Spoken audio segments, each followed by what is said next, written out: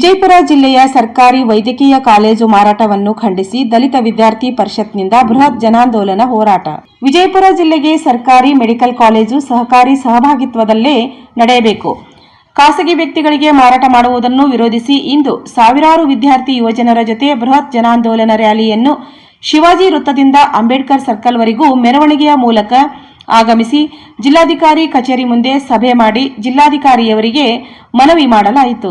ಈ ಹೋರಾಟವನ್ನು ಉದ್ದೇಶಿಸಿ ದಲಿತ ವಿದ್ಯಾರ್ಥಿ ಪರಿಷತ್ ಸಂಸ್ಥಾಪಕ ಅಧ್ಯಕ್ಷರಾದ ಶ್ರೀನಾಥ್ ಪೂಜಾರಿಯವರು ಮಾತನಾಡಿ, ನಾವು ಕಳೆದ 20 ವರ್ಷಗಳಿಂದ ಡಿವಿಪಿ ನೇತೃತ್ವದಲ್ಲಿ ಜಿಲ್ಲೆಯಲ್ಲಿ ಒಂದು ಸರ್ಕಾರಿ ಮೆಡಿಕಲ್ ಕಾಲೇಜ್ ಸ್ಥಾಪನೆಯಾಗಬೇಕೆಂದು ಹೋರಾಟ ಮಾಡುತ್ತಾ ಬಂದಿದ್ದೇವೆ.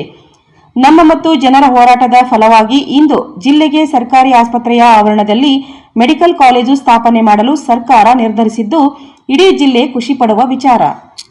ಆದರೆ ಇದರಲ್ಲಿ ಖಾಸಗಿ ಸಹಭಾಗಿತ್ವ ಅಂದರೆ ಖಾಸಗಿ ವ್ಯಕ್ತಿಗಳಿಗೆ ಮಾರಾಟ ಮಾಡುವುದನ್ನು ಸಂಘಟನೆಯು ಎಂದೂ ಒಪ್ಪುವುದಿಲ್ಲ ಎಂದರು. ಈಗಾಗಲೇ ಜಿಲ್ಲೆಯಲ್ಲಿ 2 ಖಾಸಗಿ ಮೆಡಿಕಲ್ ಕಾಲೇಜುಗಳಿದ್ದು ಇದಕ್ಕೆ ಕೋಟ್ಯಂತರ ಶುಲ್ಕ ಕಟ್ಟಲು ಸಾಧ್ಯವಾಗದೆ ಸಾವಿರಾರು ಸಂಖ್ಯೆಯಲ್ಲಿ ವಿದ್ಯಾರ್ಥಿಗಳು ತಮ್ಮ ಕನಸನ್ನು ನನಸು ಮಾಡಿಕೊಳ್ಳಲು ಆಗದೆ ತಮ್ಮ ಆಶಯಗಳನ್ನೇ ಬಲಿಕೊಟ್ಟಿದ್ದಾರೆ ಎಂದು ತಮ್ಮ ಆಕ್ರೋಶವನ್ನು ವ್ಯಕ್ತಪಡಿಸಿದರು.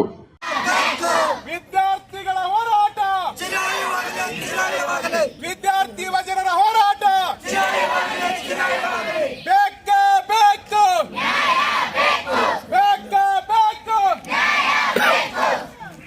ಬಂಧುಗಳೇ, ವಿಜಯಪುರ ಜಿಲ್ಲೆಯ ಒಂದು ಖಾಸಗೀಕರಣದ ಹುನ್ನಾರವಾಗಿ ಒಂದು ಸರ್ಕಾರಿ ಮೆಡಿಕಲ್ ಕಾಲೇಜನ್ನು ಪ್ರಾರಂಭ ಮಾಡಬೇಕು ಅಂತಕ್ಕಂಥ ಬಹುದಿನಗಳ ಬೇಡಿಕೆಯನ್ನ ವಿಜಯಪುರ ಜಿಲ್ಲೆಯ ಜನರು ಇಟ್ಕೊಂಡಿದ್ದಾರೆ. ಆದ್ರೆ ಆ ಬೇಡಿಕೆಗೆ ತಣ್ಣೀರೆರಚುವ ನಿಟ್ಟಿನಲ್ಲಿ ಸರ್ಕಾರಗಳು ಏನ್ ಮಾಡ್ತಾ ಇದ್ದಾವಪ್ಪ ಅಂತಂದ್ರೆ, ಆ ಸರ್ಕಾರದ ಜಾಗದಲ್ಲಿ ನಡೆಸಬೇಕಾದ ಜಾಗದಲ್ಲಿ ಖಾಸಗಿ ಅವರಿಗೆ ಒಂದು ಮನೆ ಹಾಕ್ತಕ್ಕಂಥ ಕೆಲಸವನ್ನ ಸರ್ಕಾರಗಳು ಮಾಡ್ತಕ್ಕಂಥದ್ದು ಅತ್ಯಂತ ದುರದೃಷ್ಟಕರ. ಬಂಧುಗಳೇ, ಈ ವೈದ್ಯಕೀಯ ಕಾಲೇಜು ಸರ್ಕಾರವೇ ನಡೆಸಬೇಕು, ಯಾವುದೇ ಕಾರಣಕ್ಕೂ ಖಾಸಗಿಯವರಿಗೆ ಕೊಡಬಾರದು ಅಂತಕ್ಕಂಥ ಉದ್ದೇಶವನ್ನು ಇಟ್ಟುಕೊಂಡು ನಾವು ಇವತ್ತು ರ್ಯಾಲಿಯನ್ನು ಮಾಡಿದ್ದೇವೆ. ಬಡ ಜನರಿಗೆ ಒಂದು ಏನಪ್ಪಾ ಅಂತ ವಿಜಯಪುರ ಜಿಲ್ಲೆಯ ಆರೋಗ್ಯವನ್ನ ಉಳಿಸ್ಕೊಳ್ಬೇಕಾಗಿರ್ತಕ್ಕಂಥ ರಾಜಕಾರಣಿಗಳು ಇಂದು ಏನಪ್ಪಾ ಅಂತ ಎಲ್ಲರೂ ಕೂಡಿಕೊಂಡು ಪಿಪಿಪಿ ಅನ್ನುವಂತ ಒಂದು ದುಷ್ಟ ಷಡ್ಯಂತ್ರದ ಮೂಲಕ ಈ ಖಾಸಗೀಕರಣಕ್ಕೆ ಮುಂದಾಗಿರ್ತಕ್ಕಂಥದ್ದನ್ನ ಖಂಡಿಸ್ತಾ ಇದ್ದೇವೆ. ಯಾಕೆ ನಾವು ಈ ಸಂದರ್ಭದಲ್ಲಿ ಖಂಡಿಸಬೇಕಾಗಿದೆಯಪ್ಪ ಅಂತಂದ್ರೆ, ಮುಂದೊಂದು ದಿನ ಸರ್ಕಾರಗಳು ಖಾಸಗಿ ಅವರಿಗೆ ಮಣೆ ಹಾಕಿದ್ರೆ ಇಡೀ ಜಿಲ್ಲೆಯ ಆರೋಗ್ಯವನ್ನ ಖಾಸಗಿ ಅವರ ಕೈಯಲ್ಲಿ ಕೊಟ್ಟಂಗಾಗ್ತದೆ. ಖಾಸಗಿ ಅವರು ಬಡವರು, ನಿರ್ಗತಿಕರು, ಕಾರ್ಮಿಕರು ಏನು ಏನಪ್ಪಾ ಅಂದ್ರೆ ಬಡತನರು ಏನಪ್ಪಾ ಅಂದ್ರೆ ಸರ್ಕಾರಿ ಕಾಲೇಜುಗಳಿಗೆ ಸರ್ಕಾರಿ ಆಸ್ಪತ್ರೆಗಳಿಗೆ ಹೋಗ್ತಾರೋ ಅದನ್ನ ಏನಪ್ಪಾ ಅಂತಾರೆ ಖಾಸಗಿ ಅವ್ರ ಕೈಯಲ್ಲಿ ಕೊಟ್ಟಾಗ ಇಡೀ ಏನಪ್ಪಾ ಅಂತಾರೆ ವ್ಯವಸ್ಥೆಯನ್ನ ಮಾರಾಟ ಮಾಡ್ದಂಗ ಆಗ್ತದೆ. ನಮ್ಮ ಆರೋಗ್ಯವನ್ನು ಉಳಿಸ್ಕೊಳ್ಳಿಕ್ಕೆ ನಾವು ಹಲವಾರು ರೀತಿಯ ಒಂದು ತಂತ್ರಗಳನ್ನು ಮಾಡಬೇಕಾಗ್ತದೆ, ಬೆಗ್ಗಿಂಗ್ ಭಿಕ್ಷೆಯನ್ನು ಬಿಡಬೇಕಾಗ್ತದೆ. ಇಂದು ನೀವು ನೋಡ್ತೀರಿ, ಸರ್ಕಾರಿ ಕಾಲೇಜುಗಳಲ್ಲಿ ಅತ್ಯಂತ ಕಡಿಮೆ ಫೀಸ್ ನಲ್ಲಿ ಸೀಟ್ಗಳು ಸಿಗ್ತವೆ, ಸರ್ಕಾರಿ ಶಾಲೆಗಳಲ್ಲಿ ಕೂಡ ಅತ್ಯಂತ ಕಡಿಮೆ ಸೀಟ್ ನಲ್ಲಿ ನಾವೇನಪ್ಪಾ ಓದಲಿಕ್ಕೆ ಅವಕಾಶಗಳಿರ್ತವೆ. ಆದ್ರೆ ಏನಾಗ್ತದೆ, ಒಂದು ವೇಳೆ ಇವರು ಖಾಸಗಿ ಅವರಿಗೆ ಕೊಟ್ರೆ ಅಲ್ಲಿ ಯಾವುದೇ ಸರ್ಕಾರಿ ಸೀಟ್ಗಳಿರಲ್ಲ, ಇದ್ರೂ ಕೂಡ ಕಡಿಮೆ ಸೀಟ್ಗಳಿರ್ತವೆ. ಆ ಕಾರಣಕ್ಕಾಗಿ ನಾವೇನ್ ಮಾಡ್ಬೇಕಾಗ್ತದೆ, ಅವ್ರು ಹೇಳಿರ್ತಕ್ಕಂತ ಫೀಸ್ ಅನ್ನು ಕೊಟ್ಟು ಕಲಿಬೇಕಾಗ್ತದೆ. ಆ ಕಾರಣಕ್ಕಾಗಿ ನಾವಿಂದು ಹೋರಾಟವನ್ನು ಮಾಡಿಕೊಂಡು ಸರ್ಕಾರಿ ವೈದ್ಯಕೀಯ ಕಾಲೇಜು ಉಳಿಸಿದ್ರೆ ಮಾತ್ರ ನಮಗೇನಪ್ಪಾ ಬಡ ಜನರಿಗೆ ಏನಪ್ಪಾ ಸೀಟ್ಗಳು ಸಿಗ್ತವೆ, ಆರೋಗ್ಯ ಸಿಗ್ತದೆ. ಆ ಕಾರಣಕ್ಕಾಗಿ ನಾವಿಂದು ಹೋರಾಟವನ್ನ ವಿದ್ಯಾರ್ಥಿ ಯುವ ಜನರು ಬೀದಿಗಿಳಿದು ಸರ್ಕಾರಕ್ಕೆ ಮತ್ತು ಜಿಲ್ಲಾಡಳಿತಕ್ಕೆ ನಾವು ಎಚ್ಚರಿಕೆಯನ್ನು ಕೊಡ್ತಾ ಇದ್ದೇವೆ. ಕೂಡಲೇ ಎಚ್ಚೆತ್ತುಕೊಂಡು ಸರ್ಕಾರಗಳು ಏನಪ್ಪಾ ಅಂತಂದ್ರೆ ಈ ಸರ್ಕಾರ ಖಾಸಗೀಕರಣ ಮಾಡೋದನ್ನ ಬಿಟ್ಟು ಏನಪ್ಪಾ ಸರ್ಕಾರವೇ ಏನಪ್ಪಾ ಅಂತ ವೈದ್ಯಕೀಯ ಕಾಲೇಜು ಪ್ರಾರಂಭ ಮಾಡಬೇಕು. ಒಂದು ವೈದ್ಯಕೀಯ ಕಾಲೇಜು ಏನಪ್ಪಾ ಅಂತ ವೈದ್ಯಕೀಯ ಆವರಣ ಏನಿದೆ ಅದನ್ನು ಉಳಿಸಬೇಕು ಅಂತಕ್ಕಂಥದ್ದು ನಮ್ಮೆಲ್ಲರ ಬೇಡಿಕೆ ಆಗಿದೆ. ಈ ಹೋರಾಟದ ಉದ್ದೇಶ ಕೂಡ ಅದೇ ಆಗಿದೆ. ಬಂಧುಗಳೇ, ಒಂದು ವೇಳೆ ಏನಾದ್ರೂ ನಾವು ಇದನ್ನ ಸರ್ಕಾರ ಖಾಸಗಿಯವರಿಗೆ ಮಾಡ್ಲಿಕ್ಕೆ ಬಿಟ್ರೆ ಮುಂದೊಂದು ದಿನ ನಮಗೆ ವೈದ್ಯಕೀಯ ಯಾವುದೇ ಸೌಲಭ್ಯಗಳು ಸರ್ಕಾರದಿಂದ ಸಿಗೋದಿಲ್ಲ. ಖಾಸಗಿ ಅವರೇ ಅದನ್ನ ಏನಪ್ಪಾ ಅಂತ ಮೇಂಟೈನ್ ಮಾಡ್ತಾರೆ. ಅಲ್ಲಿ ಹೋದ್ರೆ ಹೆಚ್ಚು ಶುಲ್ಕಗಳನ್ನು ವಿಧಿಸ್ತಾರೆ. ಹೆಚ್ಚು ಶುಲ್ಕಗಳನ್ನು ವಿಧಿಸುವುದರ ಮುಖಾಂತರ ನಮಗೆ ಒಳಗೆ ಹೋಗ್ಲಿಕ್ಕೂ ಕೂಡ ಅವರು ಬಿಡೋದಿಲ್ಲ ಅಂತ ಒಂದು ದುಷ್ಟ ಕೂಟವನ್ನು ಕಟ್ಟಿಕೊಳ್ತಾರೆ. ಪಿಪಿಪಿ ಅನ್ನುವಂತಹ ಮಾದರಿಯನ್ನ, ಆ ಪಿಪಿಪಿ ಅಂತಕ್ಕಂಥ ಮಾದರಿಯನ್ನ ನಾವು ಧಿಕ್ಕರಿಸದೇ ಇದ್ರೆ ಮುಂದೊಂದು ದಿನ ನಮ್ಮ ಜಿಲ್ಲೆಯ ಆರೋಗ್ಯ ಏನಪ್ಪಾ ಅಂತಂದ್ರೆ ಖಾಸಗಿಯವರ ಕೈಯಲ್ಲಿ ಹೋಗ್ತದೆ, ಅದನ್ನು ಉಳಿಸಬೇಕಾಗಿದೆ. ಆ ನಿಟ್ಟಿನಲ್ಲಿ ನಾವೆಲ್ಲರೂ ಕೂಡ ಸರ್ಕಾರಕ್ಕೆ ಮತ್ತು ಜಿಲ್ಲಾಡಳಿತಕ್ಕೆ, ಜಿಲ್ಲೆಯ ಎಲ್ಲ ಜನಪ್ರತಿನಿಧಿಗಳಿಗೂ ಕೂಡ ಈ ಸಂದರ್ಭದಲ್ಲಿ ನಾವು ವಾರ್ನಿಂಗ್ ಮಾಡ್ತಾ ಇದ್ದೇವೆ. ಅವ್ರಿಗೆ ಏನಪ್ಪಾ ಒಂದು ಸಂದೇಶವನ್ನು ಕೂಡ ಕೊಡ್ತಾ ಇದ್ದೇವೆ. ಎಚ್ಚೆತ್ತುಕೊಳ್ಳ್ರಿ ವಿದ್ಯಾರ್ಥಿ ಯುವ ಜನರು. ಈಗಾಗಲೇ ಸುತ್ತಿನ ರಾಷ್ಟ್ರಗಳಲ್ಲಿ ನೀವು ನೋಡ್ತಾ ಇದ್ದೀರಿ, ಶ್ರೀಲಂಕಾದಲ್ಲಿ ನೋಡ್ತಾ ಇದ್ದೀರಿ, ಬಾಂಗ್ಲಾದೇಶದಲ್ಲಿ ನೋಡ್ತಾ ಇದ್ದೀರಿ ಮತ್ತು ನೇಪಾಳದಲ್ಲಿಯೂ ಕೂಡ ನೋಡ್ತಾ ಇದ್ದೀರಿ. ರೊಚ್ಚಿಗೆದ್ದ ವಿದ್ಯಾರ್ಥಿ ಯುವಜನರು ಅಲ್ಲಿಯ ಭ್ರಷ್ಟ ವ್ಯವಸ್ಥೆಯ ವಿರುದ್ಧ ಸಿಡಿದೆದ್ದು ಧ್ವಂಸ ಮಾಡ್ತಕ್ಕಂಥದ್ದನ್ನು ನೀವು ನೋಡ್ತಾ ಇದ್ದೀರಿ. ಆ ಪರಿಸ್ಥಿತಿ ರಾಜ್ಯಕ್ಕೂ ಬರಬಾರ್ದು, ದೇಶಕ್ಕೂ ಬರಬಾರ್ದಪ್ಪ ಅಂತಂದ್ರೆ ಭ್ರಷ್ಟ ರಾಜಕಾರಣಿಗಳೇ ಎಚ್ಚೆತ್ತುಕೊಳ್ರಿ, ಖಾಸಗಿ ಕುಳಗಳೇ ಎಚ್ಚೆತ್ತುಕೊಳ್ರಿ. ನೀವು ಮಾಡ್ತಕ್ಕಂಥದ್ದು ಏನಿದೆಯಲ್ಲ ಇದು ರಕ್ತ ಹೀರುವಂತ ಕೆಲಸ. ಬಡವರ ರಕ್ತವನ್ನ ಹೀರ್ತಾ ಇದ್ದೀರಿ. ಬಡವರ ಏನಪ್ಪಾ ಅಂತಂದ್ರೆ ಆಕ್ರೋಶಕ್ಕೆ ಗುರಿ ಆಗ್ತಾ ಇದ್ದೀರಿ. ಹೊಟ್ಟೆಯಲ್ಲಿ ಸಿಟ್ಟಿದೆ. ಇಡೀ ದೇಶ ಟೈಮ್ ಬಾಂಬ್ ಮೇಲೆ ಕುಳಿತುಕೊಂಡಿದೆ. ನಿರುದ್ಯೋಗವನ್ನುವಂತ ಟೈಮ್ ಬಾಂಬ್ ಮೇಲೆ ಕುಳಿತುಕೊಂಡಿದೆ. ಯಾವಾಗ ಬೇಕಾದ್ರೂ ಸ್ಫೋಟ ಆಗಬಹುದು. ಈಗಾಗಲೇ ಶ್ರೀಲಂಕಾದಲ್ಲಿ ಸ್ಫೋಟ ಆಗಿದೆ, ಏನಪ್ಪಾ ಅಂದ್ರೆ ನೇಪಾಳದಲ್ಲಿ ಸ್ಫೋಟ ಆಗಿದೆ, ಮತ್ತು ಏನಂದ್ರಪ್ಪ ಅಂದ್ರೆ ಬಾಂಗ್ಲಾದೇಶದಲ್ಲಿ ಕೂಡ ಸ್ಫೋಟ ಆಗಿದೆ. ಆ ಸ್ಫೋಟ ಭಾರತಕ್ಕೂ ಕೂಡ ಬರಬಹುದು.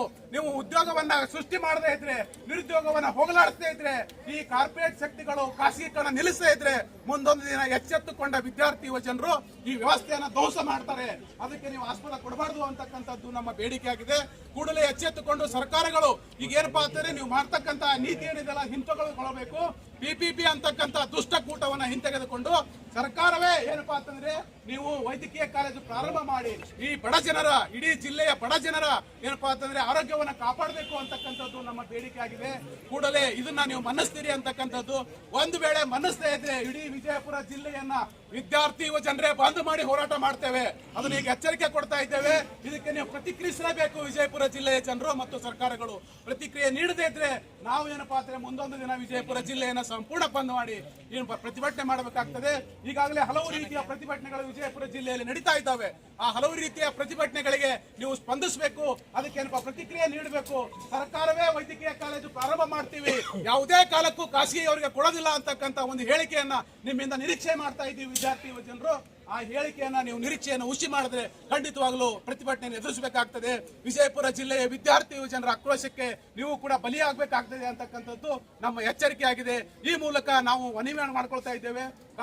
ಖಾಸಗಿಯವರಿಗೆ ಇದನ್ನ ಕೊಡದೆ ಸರ್ಕಾರವೇ ಮ್ಯಾನೇಜ್ಮೆಂಟ್ ಏನಪ್ಪಾ ಅಂತ ಮಾಡಬೇಕು. ಸರ್ಕಾರವೇ ಇದನ್ನು ಉಳಿಸ್ಕೊಳ್ಬೇಕು. ಯಾವುದೇ ಕಾಲಕ್ಕೂ ಸಿವಿಲ್ ಹಾಸ್ಪಿಟಲ್ ಏನು ಆವರಣ ಇದೆಯೋ 150 ಎಕರೆಯಷ್ಟು ಇಡೀ ರಾಜ್ಯದಲ್ಲಿ ಅತ್ಯಂತ ಸುಸಜ್ಜಿತವಾಗಿರ್ತಕ್ಕಂಥ ಇಂಥ ಸಿವಿಲ್ ಹಾಸ್ಪಿಟಲ್ ಎಲ್ಲೂ ಸಿಗಲಿಕ್ಕಿಲ್ಲ.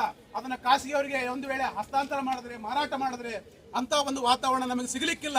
ಇಡೀ ರಾಜ್ಯದಲ್ಲಿ ಇಷ್ಟು ಒಂದು ವ್ಯವಸ್ಥೆ ಇರ್ತಕ್ಕಂಥ ಏನಾದ್ರೂ ಒಂದು ಸರ್ಕಾರದ ಒಂದು ಆಸ್ತಿ ಇದ್ರೆ ಅದು ವಿಜಯಪುರ ಜಿಲ್ಲೆಯಲ್ಲಿ ಮಾತ್ರ. ಅದನ್ನು ಕೂಡ ಖಾಸಗಿಯವರಿಗೆ ಕೊಡಬೇಡಿ ಅಂತಕ್ಕಂಥ ವಿದ್ಯಾರ್ಥಿ ಯುವಜನರ ಕಳಕಳಿಯ ಮನವಿಯನ್ನು ಮಾಡಲಿಕ್ಕೆ ನೀವು ಮುಂದೆ ಬಂದಿದ್ದೀವಿ. ಈ ಕಳಕಳಿಯ ಮನವಿಯನ್ನು ನೀವು ಸ್ವೀಕಾರ ಮಾಡದೇ ಇದ್ರೆ ಮುಂದೊಂದಿನ ಉಗ್ರ ಹೋರಾಟಕ್ಕೆ ವಿಜಯಪುರ ಜಿಲ್ಲೆ ಬಲಿಯಾಗ್ತದೆ ಅಂತಕ್ಕಂಥದ್ದನ್ನು ಈ ಸಂದರ್ಭದಲ್ಲಿ ಎಚ್ಚರಿಕೆಯನ್ನು ಕೂಡ ಕೊಡ್ತಾ ಇದ್ದೇವೆ. ಬೇಕೇ ಬೇಕು. ಡಿವಿಪಿ ಜಿಲ್ಲಾ ಸಂಚಾಲಕ ಅಕ್ಷಯ್ ಕುಮಾರ್ ಅಜಮನಿ ಮಾತನಾಡಿ, ಆರೋಗ್ಯ ಹಾಗೂ ಶಿಕ್ಷಣ ಸೇವಾ ವಲಯದಲ್ಲಿ ಕಾರ್ಯನಿರ್ವಹಿಸತಕ್ಕಂಥದ್ದು ಎಂದು ಬಡವರ ಪರವಾಗಿರಬೇಕು. ಆದರೆ ಈ ಎರಡು ಕ್ಷೇತ್ರಗಳಲ್ಲಿ ವ್ಯಾಪಾರಿಗಳ ವ್ಯಾಪಾರ ಆರಂಭವಾಗಿದೆ. ಈಗಾಗಲೇ ಉನ್ನತ ಶಿಕ್ಷಣ ಮತ್ತು ಆರೋಗ್ಯ ಸೇವೆಗಳು ಬಡವರಿಂದ ದೂರವಾಗುತ್ತಿವೆ. ಆರೋಗ್ಯ ಮತ್ತು ಶಿಕ್ಷಣ ಮಾರಾಟವಾಗುತ್ತಿರುವುದು ಈ ದೇಶದ ದುರಂತ. ಬಿಜೆಪಿ ಆಗಲಿ ಕಾಂಗ್ರೆಸ್ ಆಗಲಿ ಎರಡೂ ಪಕ್ಷಗಳು ಖಾಸಗಿಯವರಿಗೆ ಲಾಭ ತಂದುಕೊಡುವ ಪಕ್ಷಗಳಾಗಿವೆ. ಶಿಕ್ಷಣ ಎನ್ನುವುದು ಕೆಲವೇ ಜನರ ಸ್ವತ್ತಾಗದೆ ಎಲ್ಲರ ಸ್ವತ್ತಾಗಬೇಕು. ಎಲ್ಲ ವರ್ಗದ ವಿದ್ಯಾರ್ಥಿಗಳಿಗೆ ಶಿಕ್ಷಣ ಸಿಗಬೇಕಾದರೆ ಸರ್ಕಾರವೇ ಸಂಪೂರ್ಣ ಆರ್ಥಿಕ ಜವಾಬ್ದಾರಿ ತೆಗೆದುಕೊಳ್ಳಬೇಕು. ಆಗ ಮಾತ್ರ ಬಡವರು, ಕಾರ್ಮಿಕರು ಮತ್ತು ರೈತರ ಮಕ್ಕಳಿಗೆ ಶಿಕ್ಷಣ ಸಿಗುತ್ತದೆ ಎಂದು ಹೇಳಿದರು. ವಿಜಯಪುರ ಜಿಲ್ಲೆಯು ನಿರಂತರವಾಗಿ ಬರಗಾಲಕ್ಕೆ ತುತ್ತಾಗುತ್ತಾ ಬಂದಿದ್ದು, ಬಹುತೇಕ ಗ್ರಾಮೀಣ ಮತ್ತು ಬಡ ವಿದ್ಯಾರ್ಥಿಗಳು ಕಷ್ಟಪಟ್ಟು ಅಭ್ಯಾಸ ಮಾಡಿ ಮುಂದೆ ಬರಬೇಕೆಂದರೆ ಉನ್ನತ ಶಿಕ್ಷಣ ಪಡೆಯಲು ಇಡೀ ಜಿಲ್ಲೆಯಲ್ಲಿ ಒಂದೇ ಒಂದು ಸರ್ಕಾರಿ ವೈದ್ಯಕೀಯ ಕಾಲೇಜು ಇಲ್ಲ. ಖಾಸಗಿ ಕಾಲೇಜುಗಳಲ್ಲಿ ಡೊನೇಷನ್ ಕೊಟ್ಟು ಕಲಿಯುವುದಂತೂ ನಮ್ಮ ಜಿಲ್ಲೆಯ ಬಡ ಶೋಷಿತ ಜನಗಳಿಗೆ, ರೈತ ಮತ್ತು ಕೂಲಿ ಕಾರ್ಮಿಕರ ಮಕ್ಕಳಿಗೆ ಖಂಡಿತ ಸಾಧ್ಯವಿಲ್ಲ.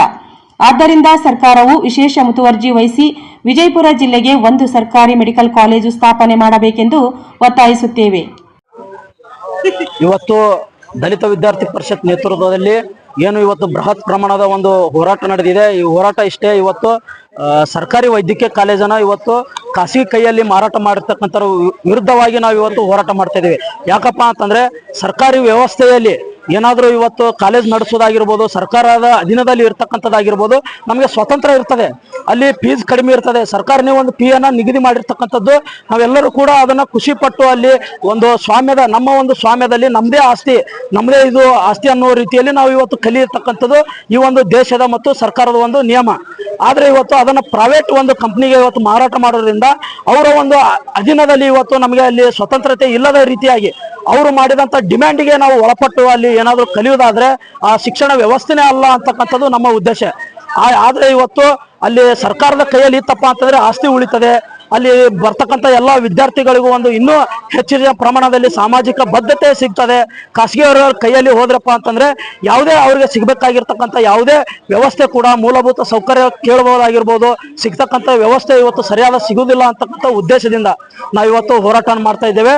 ಅದಕ್ಕಾಗಿ ಸರ್ಕಾರ ಎಚ್ಚೆತ್ತುಕೊಂಡು ಸರ್ಕಾರ ಪ್ಯೂರ್ಲಿ ಮೆಡಿಕಲ್ ಕಾಲೇಜನ್ನೇ ಪ್ರಾರಂಭ ಮಾಡ್ಬೇಕಂತಕ್ಕಂಥದ್ದು ನಮ್ಮ ಬೇಡಿಕೆ ಇದೆ. ಯಾವುದೇ ಕಾರಣಕ್ಕೂ ಖಾಸಗಿಯವರ ಕೈಯಲ್ಲಿ ಸರ್ಕಾರದ ಆಸ್ತಿಯನ್ನ ಮಾರಾಟ ಮಾಡಬಹುದು, ಅವ್ರ ಕೈಗೆ ನೀಡಬಾರ್ದು ಅಂತಕ್ಕಂಥದ್ದು ನಮ್ಮ ನೇರ ಇವತ್ತು ಪ್ರಶ್ನೆ ಇದೆ ಮತ್ತು ಆಗ್ರಹಿಸ್ತಾ ಇದ್ದೇವೆ ಅಂತೇಳಿ ಮಾಧ್ಯಮ ಮುಖಾಂತರ ಇವತ್ತು ಕೇಳಲು ಇಚ್ಛೆ ಪಡ್ತಾ ಇದ್ದೀನಿ.